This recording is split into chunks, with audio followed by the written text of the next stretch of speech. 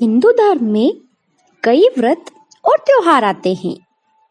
इन्हीं में से एक व्रत है सातुड़ी तीज, जो कि रक्षाबंधन पर्व के तीसरे दिन आता है।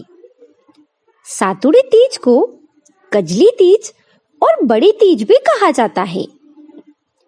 सातुड़ी तीज पर नीम की पूजा की जाती है।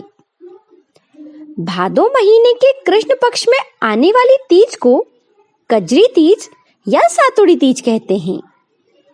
इस दिन स्त्रियां अपने पति की लंबी आयु के लिए व्रत रखती हैं और तीज माता की पूजा करती हैं। ये व्रत तब तक पूरा नहीं माना जाता जब तक कि इसकी व्रत कथा ना सुनी जाए। इस दिन सातुड़ी तीज की कथा, नीमड़ी माता की कथा, गणेश जी की कथा सुनते हैं। तो आज के इस वीडियो में मैं आपको सातुड़ी तीज पर पढ़ी और सुनी जाने वाली कहानियां सुनाऊंगी। पहली कहानी। एक किसान के 4 बेटे और बहुएं थीं। उनमें से 3 बहुएं बहुत ही संपन्न परिवार से थीं, लेकिन उनकी सबसे छोटी बहू एक गरीब परिवार से थी और उसके मायके में कोई था भी नहीं। जब तीज का त्योहार आया तो परंपरा के अनुसार तीनों बड़ी बहुओं के मायके से सत्तू आया, लेकिन छोटी बहू के यहाँ से कुछ भी नहीं आया। तब बाकी बहुएं उस छोटी बहू पर हंसने लगी। ये देखकर वो उदास हो गई और अपने पति के पास गई। जब पति ने उससे उदासी का कारण पूछा तो उसने बताया कि सारी भाभियां मुझ पर हंस रही हैं। आप कहीं से भी जाकर सत्तू ले आइए ताकि मेरा भी मान रह जाए। अगले दिन उसका पति पूरा दिन भटकता रहा, लेकिन उसे सफलता नहीं मिली। उसे समझ ही नहीं आया कि वो सत्तू कहां से लाए। शाम को थक हार कर वो घर लौट आया। उसकी पत्नी को जब ये बात पता चली कि उसका पति कुछ भी नहीं लाया है, तो वो बहुत उदास हो गई। अपनी पत्नी का उदास चेहरा देखकर वो सो नहीं पाया। अगले दिन तीज थी और इसलिए वो फिर से अपने बिस्तर से उठा और अंधेरे में एक किराने की दुकान में चोरी करने के इरादे से घुस गया।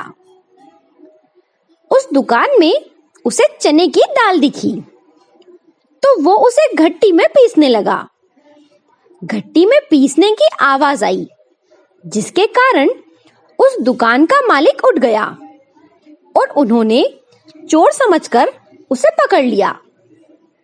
दुकान के मालिक की पत्नी ने पूछा कि अगर तुम चाहते तो इस दुकान से कोई भी सामान चोरी करके ले जा सकते थे, लेकिन तुमने ऐसा नहीं किया। आखिर तुम ये चने क्यों पीस रहे हो? तब उसने पूरी बात दुकान मालिक और उनकी पत्नी को सुना दी। ये सुनकर बनिए और उनकी पत्नी का मन पलट गया, क्योंकि उनके कोई बच्चे नहीं थे। उन्होंने उस लड़के से कहा कि आज से तुम्हारी पत्नी हमारी धर्मपुत्री है। तुम हमें ये बताओ कि इस व्रत में लड़की के मायके से क्या-क्या सामान आता है। कल तुम्हारी पत्नी के लिए उसके मायके से सत्तू जरूर आएगा। उस लड़के ने खुशी-खुशी उन लोगों को व्रत की पूरी विधि बताई और आराम से अपने घर जाकर सो गया।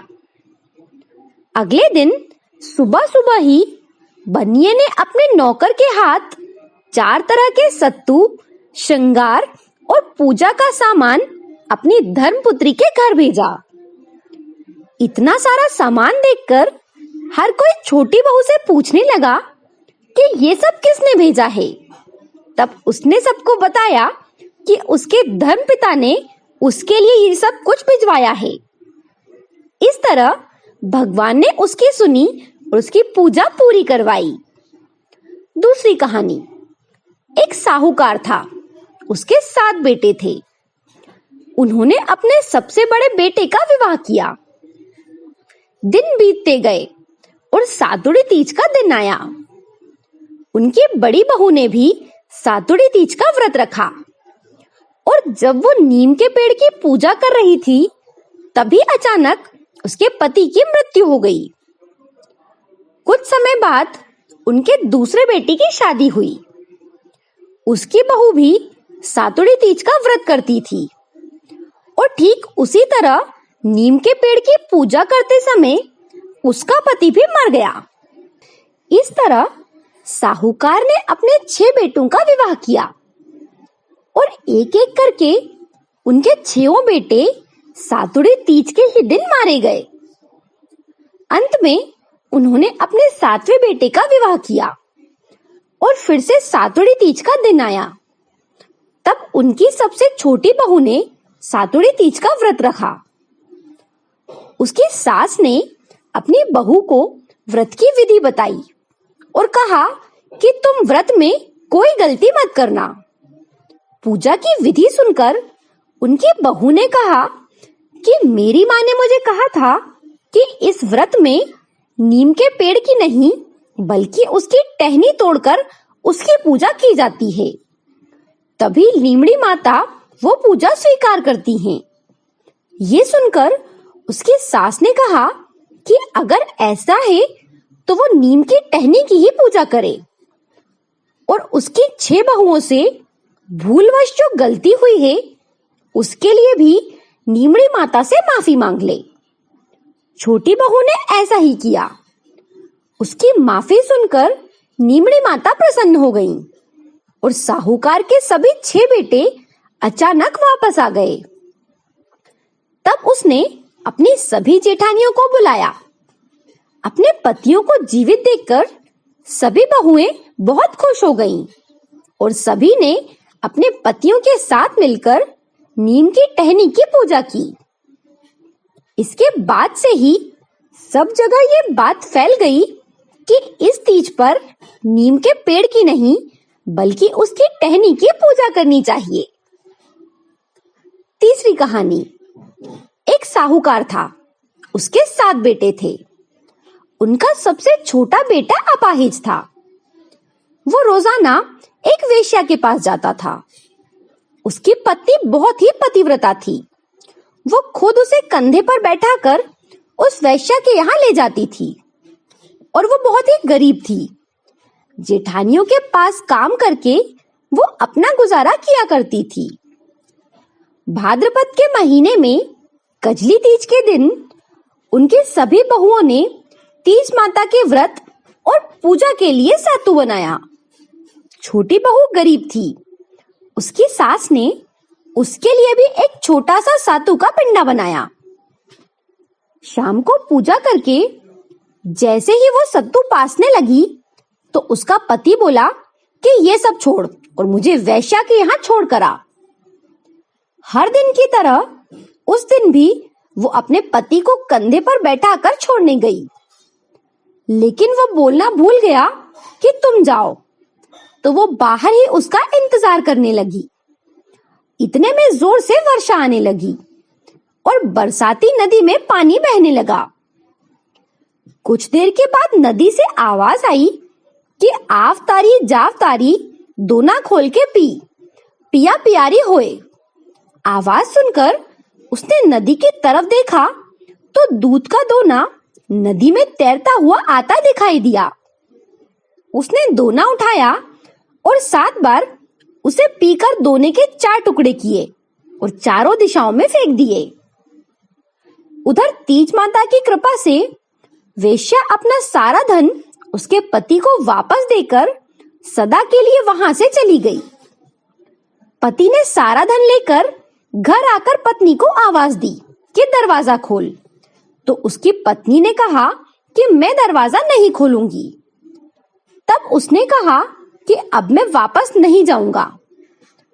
ये सुनकर उसकी पत्नी खुश हो गई और उसने जैसे ही दरवाजा खोला वो अपने पति को इतने सारे धन के साथ देखकर बहुत ही खुश हो गई। उसके बाद दोनों ने मिलकर बैठकर सत्तू पासा। सुबह जब जेठानी के यहाँ काम करने वो नहीं गई तो उनके बच्चे उसे बुलाने आए और कहा कि काकी चलो सारा काम पड़ा हुआ है, माँ आपको बुला रही है। तब उसने कहा कि अब तो मुझ पर तीज माता की कृपा है, अब मैं काम करने नहीं आऊंगी। बच्चों ने जाकर अपनी माँ को बताया कि आज से काकी काम करने नहीं आएंगी, उन पर तीज माता की कृपा हुई है। वो तो नए कपड़े और गहने पहनकर बैठी हुई हैं और काका जी भी घर पर ही हैं। ये सुनकर सभी लोग बहुत खुश हो गए और इस तरह उसका जीवन सुखी हो गया। चौथी कहानी गणेश जी की है। एक बुढ़िया थी, वो बहुत ही गरीब थी और अंधी थी। उसका एक बेटा और बहू थे। वो बुढ़िया हमेशा गणेश जी की पूजा किया करती थी। एक दिन उसकी पूजा से खुश होकर गणेश जी प्रकट हुए और उस बुढ़िया से बोले कि बुढ़िया माँ, तुम जो चाहो सो मांग लो। बुढ़िया बोली, मुझे तो मांगना नहीं आता, मैं कैसे और क्या मांगू? तब गणेश जी बोले कि ऐसा करो, अपने बहू बेटों से पूछकर मांग लो। तब बुढ़िया ने अपने बेटे से कहा कि मुझे गणेश जी ने कहा है कि जो चाहूं वो मांग लूं, तो मुझे तू बता कि मैं क्या मांगू। पुत्र ने कहा कि माँ, तुम धन मांग लो। जब उन्होंने बहू से पूछा तो बहू ने कहा कि नाती मांग लो। तब बुढ़िया ने सोचा कि ये तो अपने अपने मतलब की बात कह रहे हैं। अतः उस बुढ़िया ने पड़ोसियों से पूछा तो उन्होंने कहा कि बुढ़िया, तू तो थोड़े दिन जिएगी, क्यों तू धन मांगे और क्यों तू नाती मांगे? तू तो अपनी आंखों की रोशनी मांग ले, जिससे तेरी जिंदगी आराम से कट जाए। इस पर बुढ़िया बोली कि हे गणेश जी महाराज, अगर आप प्रसन्न हैं तो मुझे 9 करोड़ की माया दें, निरोगी काया दें, अमर सुहाग दें, आंखों की रोशनी दें, नाती दें, पोते दें और सब परिवार को सुख दें और अंत में मुझे मोक्ष दें। ये सुनकर गणेश जी बोले कि बुढ़िया माँ, आपने तो मुझे ठग लिया है। फिर भी जो भी आपने मांगा है, मैं वचन के अनुसार वो सब कुछ आपको देता हूँ। और ये कहकर गणेश जी अंतर्ध्यान हो गए। उधर बुढ़िया माँ ने जो कुछ मांगा वो सब कुछ उन्हें मिल गया। हे गणेश जी महाराज, जैसे आपने उस बुढ़िया माँ को सब कुछ दिया है, वैसे ही सबको भी देना। तो ये थी सातुड़ी तीज पर सुनी जाने वाली कहानियां। आपको ये वीडियो पसंद आए तो इसे अपने दोस्तों के साथ जरूर शेयर करें। धन्यवाद।